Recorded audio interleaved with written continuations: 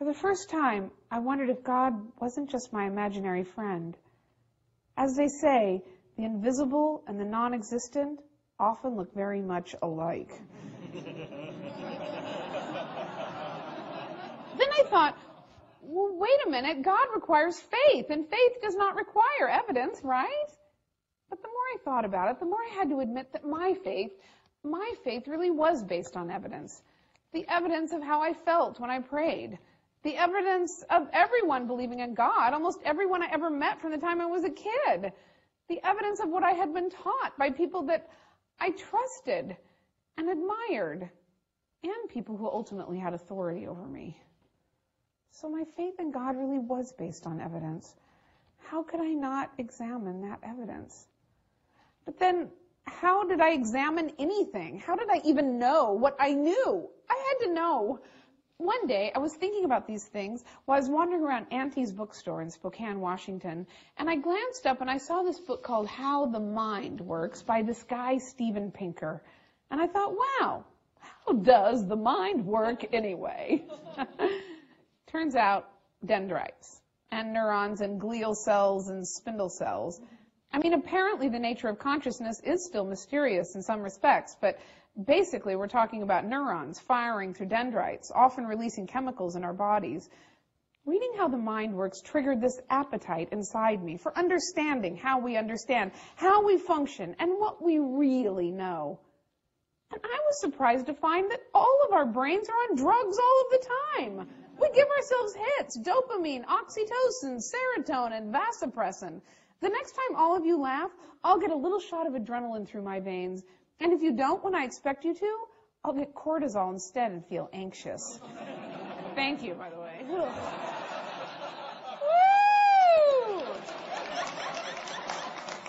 I always thought that I was a person who had escaped addictions, but I realize that I am up here on this stage right now partly because I am an addict. Also, I learned that memory is very, very unreliable, even when we think we remember for sure. It turns out our memories are not automatic video playbacks, but instead reconstructions. Our memories get filtered by our prior prejudices and then mixed up with things that happen later. And that was a very scary thought for me because my memories, that makes me who I am. When I think of myself as my innermost being, I don't think of it as a body function. My brain creates this idea that myself is not itself. I think of myself as something separate, looking out from my eyes, listening through my ears, pulling the strings that make my body move. And that is because the brain is not able to perceive its own functioning. And this is true for all of us, by the way, right from childhood. When a child is told that it's their brain that thinks, they don't think their brain is them. They think their brain is this thinking, computing machine, something that is added to their self to help them understand things. And yet, the mind is what the brain does, just like pumping blood is what the heart does. Reading about the brain opened this door in my interest that I never even knew existed.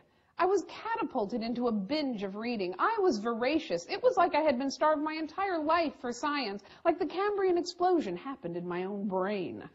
And I liked it. It was challenging. And unlike every other knowledge quest, this one actually got better the closer you looked. For the first time, knowing too much didn't ruin it. I always thought that science was this set of immutable facts revealed to us by nature. And then when I would read, as a layperson about how, say, a planet was now not a planet anymore, or gravity wasn't like we thought, I always thought that was a failing of science, another sign at how completely unsure science was. But I realized these examples were not signs of weakness, they were signs of strength, that the method was working, constantly filtering new and even better information. I had it all backwards when I was younger. It's actually the scientists who are good at dealing with uncertainty. Well, I was dating a guy at this time who was a big believer in intelligent design. Intelligent design is this idea that the world is so complex, especially the conscious, thinking, feeling human being who is so complicated that it just couldn't have happened by chance. Someone or something had to have a hand in creating us, and that someone or something is God. The watch requires a watchmaker. Well, one morning, my intelligent designer boyfriend and I were waking up, And he glanced at the books on my side of the bed, which were becoming increasingly more biological rather than religious. And then we gazed into each other's eyes, deeper than ever before. It's the human eye, you know, he said. That's the proof there must have been a designer. You can't have half an eye. Half an eye's no good at all. Either you have an eye so you can see, or you don't. How could you possibly evolve an eye? Yes, I said. That's probably true. The eye is very complex. After all, it's the window into the soul. So I began to read about eyes.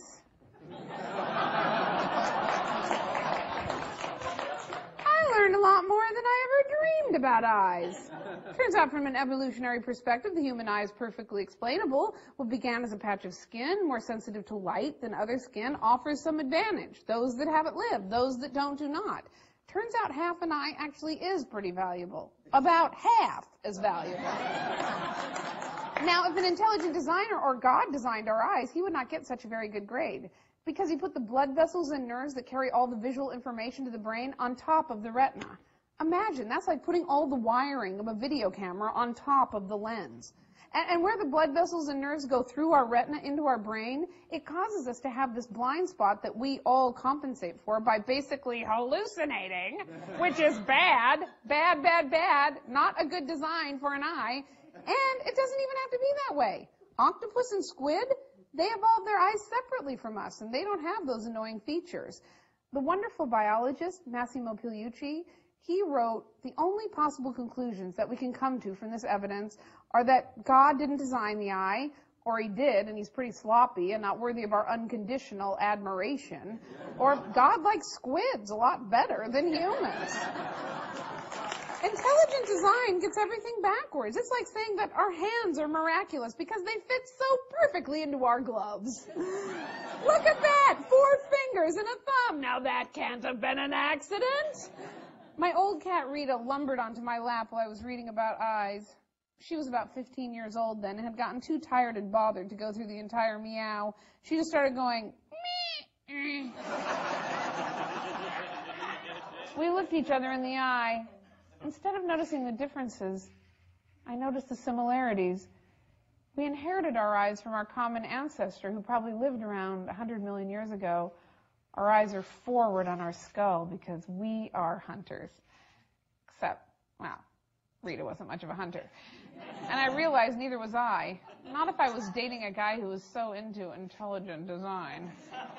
Rita meowed at me like, who needs to hunt when I have domestic help? Then I started reading about all of these experiments on the function of the temporal lobes. These doctors figured out a way to stimulate electromagnetically the right temporal lobe.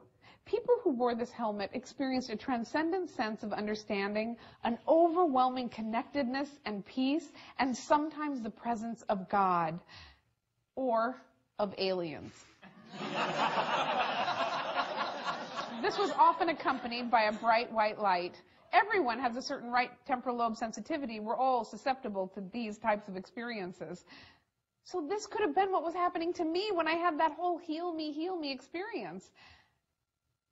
Of course, this doesn't mean that God doesn't just use this physical way to allow us to experience him or her or whoever. But that sure was interesting.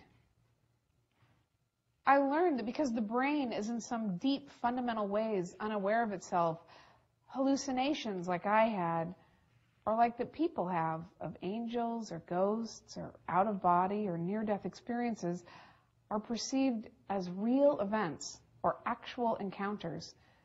And so most people, including me, just instinctively think of the mind as something separate from the body, even though there's no evidence that they are separate.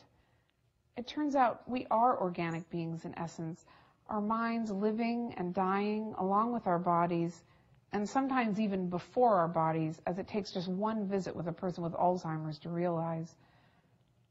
So my common sense view of the world can be very mistaken. My instincts tell me one thing, like that the earth is flat because, it basically seems to be while I'm walking around on it. But the earth isn't flat. as the facts show us, I suddenly realized